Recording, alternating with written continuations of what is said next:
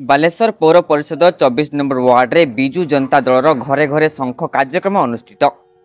बालेश्वर पौर परिषद 24 number ward रे अनुष्ठित होइथिला घरे घरे शंख कार्यक्रम। एही अवसर में बालेश्वर विधायक स्वरूप कुमार दास घर को घर बुली नवीन पट्टनायक विभिन्न जनकल्याण योजना संपर्क में आलोचना करथिले।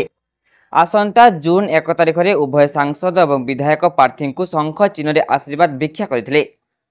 विधायक प्रचार करिथिबा बेले एही अवसर में अन्य मानक मध्यरे मीना महांती, आम ओडिशा नवीन ओडिशा जिला संयोजक रंजन बाग, बिजु युव जनता दल राज्य साधारण संपादक धीरे नायक, बीजेडी नेता निशांत पट्टनायक, कैसिक पंडा, नारी नेत्री राजलक्ष्मी चैटार्जी प्रमुख सामिल हो बिजु जनता दल पे प्रचार करथिले। आमे आज बालेश्वर म्युनिसिपालिटी 24 नंबर वार्ड रे घरे घरे शंख कार्यक्रम करछु। आम सहित स्थानीय काउंसिल मीना महोदय अछि, मीना मैडम अच्छी, सहित भाइस चेयरमैन अच्छा और अन्य वार्ड काउंसिल मैंने दलर सांगठनिक कर्मी मैंने उपस्थित अच्छा।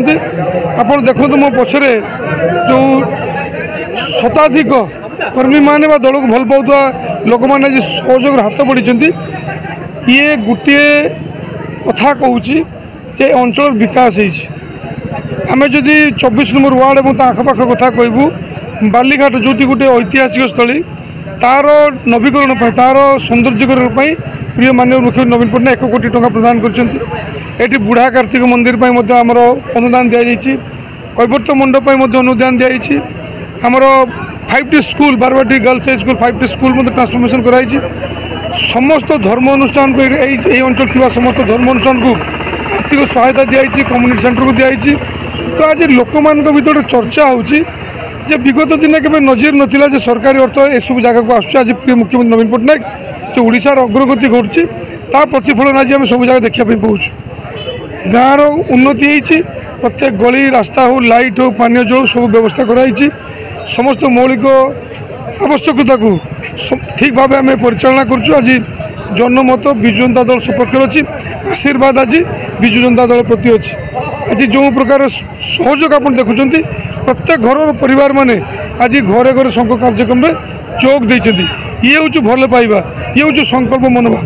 समस्त गोटे संकल्प नहीं जे प्रिय मुख्यमंत्री नवीन पट्टनायक षष्ठथर मुख्यमंत्री बनेबे एवं जो इतिहास लिखा जे सबुठारु लॉन्गेस्ट सर्विंग चीफ मिनिस्टर से इतिहास में मध्य समस्ते भागीदार रहापाई। जय जगन्नाथ। आज माननीय मुख्यमंत्री को निर्देश क्रमे जो तांकर लोकामुखी योजना मान रही आज शंख घर घर शंख कार्यक्रम आज आम वार्ड रही। आम सांगरे उपस्थित अच्छा सदर विधायक श्रीजुक्त स्वरूप कुमार दास महोदय एवं आसी पहुँचे आमर जो माननीय मुख्यमंत्री गोटे महिला को आशीर्वाद करिसेंती सी लेखाश्री मैडम अल्प समय भितर आम गहल पहुँचे। एवं आज जो जनसमूह देखुंट ये हूँ 24 नंबर वार्ड भल पाउथुआ बिजु जनता दल को कर्मी माने प्रत्येक घर जड़े दुई जन करी आसीचंती। आज गोटे सुंदर परिवेश सृष्टि होती कहीं 31टा वार्ड रो अधिक उन्नति होती 24 नंबर वार्ड एवं ता संगे संगे 31टा वार्ड रो डेवलपमेंट काम होती कहीं स्वरूप भाई जेबेटू कतरू तांकर दायित्व नहीं माननीय मुख्यमंत्री तांको उपरे आस्था प्रकट करचंती।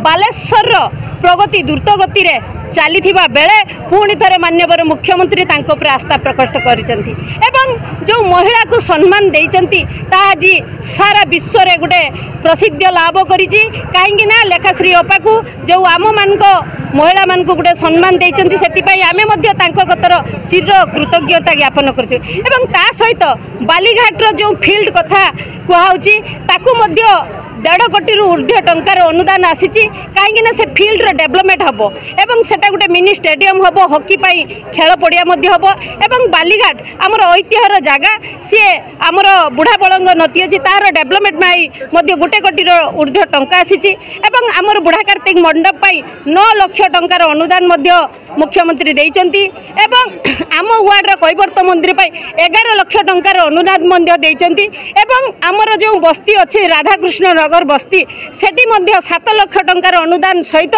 बस्तीर डेवलपमेंट आगे द्रुत गति रे चली। बालेश्वर ब्यूरो रिपोर्ट आज खबर इंडिया।